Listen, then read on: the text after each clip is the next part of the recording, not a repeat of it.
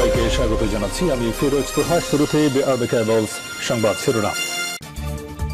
Israel ফিলিস্তিন যুদ্ধের সর্বশেষ আন্তর্জাতিক গুরুত্বপূর্ণ আপডেট সংবাদ জানিয়ে দিব। শুরুতেই শিরোনাম। হিজবুল্লাহর একজন কমান্ডারকে হত্যা করলে ইসরায়েলের একজনের বেশি কমান্ডারের প্রাণ যাবে, হুঁশিয়ারি লেবাননের। এরপর জানিয়ে দিব, যুদ্ধ শুরু হলে জাহান্নাম হবে লেবাননের মাটি, ইসরায়েলের জন্য ভয়াবহ সতর্কবার্তা। এরপর জানিয়ে দিব, প্রেসিডেন্ট নির্বাচনের রান অফে অংশ নেওয়ায় জনগণের প্রশংসা করলেন ইরানের সর্বোচ্চ নেতা। এরপর রয়েছে, ব্রিটিশ সাবেক প্রধানমন্ত্রী ঋষি সুনাকের পদত্যাগপত্র গ্রহণ করেছেন ব্রিটিশ রাজা। এবং সর্বশেষ জানিয়ে দিব, এবার ভয়াবহ চুরির তথ্য ফাঁস করল আর্জেন্টিনা থেকে চুরি করছে ইসরায়েল ও ইউরোপের দেশ ব্রিটেন। হিজবুল্লাহর একজন কমান্ডারকে হত্যা করলে ইসরায়েলের একজনের বেশি কমান্ডারের প্রাণ যাবে। লেবানন ইসলামী প্রতিরোধ আন্দোলন হিজবুল্লাহ সংসদীয় কমিটির সদস্য ইব্রাহিম আল মুসাবি বলেছেন, হিজবুল্লাহর কমান্ডারদের হত্যার বদলা হবে ভয়াবহ। হত্যাকাণ্ডের জবাব দিতে হিজবুল্লাহ পূর্ণ প্রস্তুত রয়েছে। তিনি বলেন, ফিলিস্তিনিদের প্রতি সমর্থন দিতেই আমরা যুদ্ধ করছি এবং হিজবুল্লাহর একজন কমান্ডার হত্যা করলে তাদের ক্ষতি হবে এর চেয়ে অনেক বেশি। এর মাধ্যমে তিনি বোঝাতে চেয়েছেন, হিজবুল্লাহর একজন কমান্ডার নিহত হলে ইসরায়েলের একাধিক কমান্ডারের প্রাণ যাবে। সম্প্রতি ইসরায়েলের বড় সামরিক বাহিনীর হামলায় হিজবুল্লাহর সিনিয়র কমান্ডার হাজ আবু নামে শহীদ হওয়ার পর হিজবুল্লাহ অধিকৃত গোলান মালভূমির ইসরায়েলি সামরিক অবস্থান লক্ষ্য করে অন্তত 200 রকেট নিক্ষেপ করেছে। পাশাপাশি হিজবুল্লাহ যোদ্ধারা বিস্ফোরক ভর্তি 20টি ড্রোন দিয়ে হামলা চালিয়েছে। লেবানন ইসলামী প্রতিরোধ আন্দোলন হিজবুল্লাহ ব্যাপক রকেট হামলায় এর মধ্যে ইহুদিবাদ ইসরায়েলের একজন মেজর পদমর্যাদার সেনা কর্মকর্তা নিহত হয়েছে। যুদ্ধ শুরু হলে লেবানন ইহুদিবাদীদের জন্য জাহান্নামে পরিণত হবে, হুঁশিয়ারি ইরানের। ফেরার কোনো পথ থাকবে না। ইসলামী প্রজাতন্ত্র ইরানের ভারপ্রাপ্ত পররাষ্ট্রমন্ত্রী আলী বাকিরি কানি বলেছেন, ইহুদিবাদ ইসরায়েল যদি লেবাননের বিরুদ্ধে যুদ্ধ শুরু করে তাহলে যুদ্ধক্ষেত্র দখলদারদের জন্য জাহান্নামে পরিণত হবে, যেখান থেকে তারা বের হতে পারবে না। ইরানের পররাষ্ট্রমন্ত্রী লেবাননের ইসলামী প্রতিরোধ আন্দোলন হিজবুল্লাহকে ইহুদিবাদ ইসরায়েলের বিরুদ্ধে শক্তিশালী খেলোয়াড় হিসেবে প্রশংসা করেন। গতকাল ইরানের মন্ত্রিসভার সাপ্তাহিক বৈঠকের অবকাশে সাংবাদিকদের কাছে সব কথা বলেছেন আলী বাকেরি কানি। ইসরায়েল সম্প্রতি লেবাননের বিরুদ্ধে সর্বাত্মক যুদ্ধ শুরুর হুমকি দিয়েছে নিয়ে দুপক্ষের মধ্যে মারাত্মক উত্তেজনা বিরাজ করছে। আলী বাকেরি কানি বলেন, লেবাননের প্রতিরোধ আন্দোলন খুবই শক্তিশালী ভূমিকা পালন করেছে, যা আন্তর্জাতিক এবং কূটনীতির ক্ষেত্রে প্রতিরোধটি করেছে। যুদ্ধ শুরু হলে লেবানন নিশ্চিতভাবে দখলদার ইসরায়েলের জন্য জাহান্নামে পরিণত হবে, যেখান থেকে তারা বের হতে পারবে না। গত 7 অক্টোবর ইহুদিবাদী ইসরায়েল গাজায় বড় আগ্রাসন শুরু করার পর থেকে হিজবুল্লাহ যোদ্ধারা ইসরায়েলের বিরুদ্ধে নিয়মিতভাবে হামলা চালিয়েছে। হিজবুল্লাহ বলছে, গাজা আগ্রাসন বন্ধ করলেই শুধুমাত্র ইসরায়েলের বিরুদ্ধে তাদের হামলা বন্ধ হবে। এদিকে নিউ ইয়র্ক টাইমসে প্রকাশিত এক প্রতিবেদনে বলা হয়েছে, ইসরায়েলি সামরিক বাহিনীর শীর্ষ 2 জেনারেল বিশ্বাস করেন যে বিশিষ্ট পণবন্দীদের মুক্তির জন্য স্থায়ী যুদ্ধবিরতি সর্বোত্তম পন্থা। তারা অবশ্য তাদের পরিচয় প্রকাশ করেনি। এক সিনিয়র ইসরায়েলি কর্মকর্তা বলেছেন, হামাসের সর্বশেষ প্রস্তাবটি আগেরগুলোর চেয়ে ভালো হলেও হামাস এখনো স্থায়ী যুদ্ধবিরতিতে অটল রয়েছে, আর তা মেনে নেয় ইসরায়েলের পক্ষে সম্ভব হবে না। তাছাড়া প্রধানমন্ত্রী বেনিয়ামিন নেতানিয়াহু চান না স্থায়ী যুদ্ধবিরতি। এমনকি হামাসের সর্বশেষ প্রস্তাবটি প্রাপ্তির কথা স্বীকার করতেই প্রধানমন্ত্রীর অফিস কয়েক ঘন্টা দেরি করা হয়েছে। ইরানের প্রেসিডেন্ট নির্বাচন প্রশ্নবিদ্ধ করার চেষ্টা চলছে, বললেন খামেনি।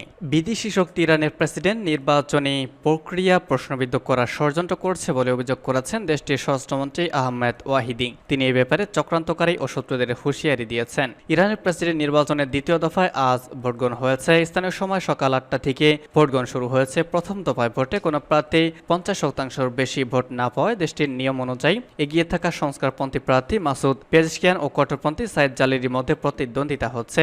প্রথম দফায় পেজেশকিয়ান 42% এবং সাইদ জালিলি 39% ভোট পেয়েছেন। আজ ইরানের প্রেসিডেন্ট নির্বাচন সংক্রান্ত আল জাজিরার লাইভ আপডেটে বলা হয়েছে, নির্বাচনে জালিয়াতির সম্ভাব্য অভিযোগ দৃঢ়ভাবে প্রত্যাখ্যান করেছেন স্বরাষ্ট্রমন্ত্রী আহমেদ ওয়াহিদি। নির্বাচনী কারচুপির দাবি শত্রু চক্রান্ত বলে মন্তব্য করেছেন তিনি। শুধু বাইরে শক্তির ইন্ধনে এসব প্রচার করা হচ্ছে বলে তার অভিযোগ। রাষ্ট্রীয় সংবাদ মাধ্যমকে তিনি বলেছেন, কেউ যুক্তি দিয়ে বলেছেন, যদি নির্দিষ্ট প্রার্থী ভোট না পান তাহলে এর অর্থ নির্বাচনী জালিয়াতি হয়েছে। এ চক্রান্ত শত্রু এবং তাদের অনুসারীরা করছে। সরাসরি বিদেশ থেকে এসবের ইন্ধন আসছে। আমাদের এখন পর্যন্ত ভালো নির্বাচনী পরিবেশ বজায় আছে। কোনো মিথ্যা বিবৃতি দিয়ে তা নষ্ট করতে দেওয়া হবে না। তিনি ভোটারদের আহ্বান জানিয়ে বলেছেন, যে কোনো নিয়ম লঙ্ঘন হলে তা জানান। মন্ত্রণালয় অবিলম্বে তদন্ত করে ব্যবস্থা নিবে। সুনাকের পদত্যাগপত্র গ্রহণ করেছেন ব্রিটিশ রাজা।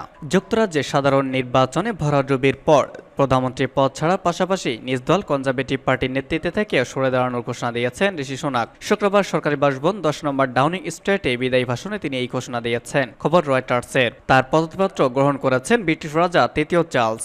বাকিংহাম প্যালেসে গণমাধ্যমকে এই তথ্য নিশ্চিত করেছে। ঋষি সুনাক বলেন, আমি দুঃখিত, এই পর্যায়ে যাবতীয় দায় আমি স্বীকার করছি। আমি আপনাদের ক্ষোভ বুঝতে পারছি। এ সময় দল নতুন নেতা পেয়ে গেলেই তিনি পদ ছেড়ে দিয়েছেন। আনুষ্ঠানিকভাবে যুক্তরাজ্যের প্রধানমন্ত্রী পদ থেকে সরে দিলেন তিনি। এক বিবৃতিতে বাকিংহাম প্যালেস জানিয়েছে, সম্মানিত ঋষি সুনাক এমপি সকালে রাজার সাথে দেখা করেছেন এবং প্রধানমন্ত্রী পদ থেকে পদত্যাগপত্র জমা দিয়েছেন। তার পদত্যাগপত্র গ্রহণ করা হয়েছে। বৃহস্পতিবার অনুষ্ঠিত হওয়া যুক্তরাজ্যের সাধারণ নির্বাচনে ভূমিধস বিজয় লাভ করেছে লেবার পার্টি। কেয়ার স্টারমারের নেতৃত্বাধীন দলটি 412 আসনে জয় নিশ্চিত করেছে। গত নির্বাচনের চেয়ে এবার 211টি আসন বেশি পেয়েছে তারা। বিপরীতে বর্তমান ক্ষমতাসীন দল কনজারভেটিভ পার্টি 250 আসন হারিয়েছে। ঋষি সুনাকের নেতৃত্বে নির্বাচন করা দলটি পেয়েছে 121 আসন। দলের এমন ভরাডুবির পর এরই মধ্যেই কনজারভেটিভ পার্টির প্রধানের পদ থেকে পদত্যাগ করার ঘোষণা দিয়েছেন সুনাক। এমন নজিরবিহীন হারের পর দেশবাসীর কাছে ক্ষমাও চেয়েছেন সুনাক। তিনি বলেছেন, ভোটারদের ক্ষোভ ও হতাশার সাথে পরিবর্তনের ইচ্ছের সুর তিনি শুনতে পেয়েছেন। 10 নম্বর ডাউনিং স্ট্রিটের বাইরের কথা বলার সময় সুনাক নিশ্চিত করেছেন তিনি প্রধানমন্ত্রীর পদ থেকে পদত্যাগ করেছেন। সুনাক বলেছেন, আমি প্রধানমন্ত্রী হিসেবে নিজের সর্বোচ্চটা দেওয়ার চেষ্টা করেছি, তবে আপনারা পরিষ্কার বার্তা দিয়েছেন যুক্তরাজ্যের সরকারে অবশ্যই পরিবর্তন আসা উচিত, আর আপনারাই কেবল রায় দিতে পারেন, এটা আপনাদের অধিকার। যুক্তরাজ্যে টানা 14 বছর পর ক্ষমতা থেকে সরে গেল কনজারভেটিভ পার্টি। সাধারণ নির্বাচনে লেবার পার্টি নিরঙ্কুশ জয়ের মধ্য দিয়ে পরিবর্তনের সূচনা হয়েছে বলে মন্তব্য করেছেন দলটির নেতা কিয়ার স্টারমার। সেন্ট্রাল লন্ডনে নিজের নির্বাচনী আসনে সমর্থকদের সামনে হাজির হয়ে তিনি বলেছেন, আপনাদের আন্তরিক ধন্যবাদ, আপনারা আমাদের দেশকে বদলে দিয়েছেন।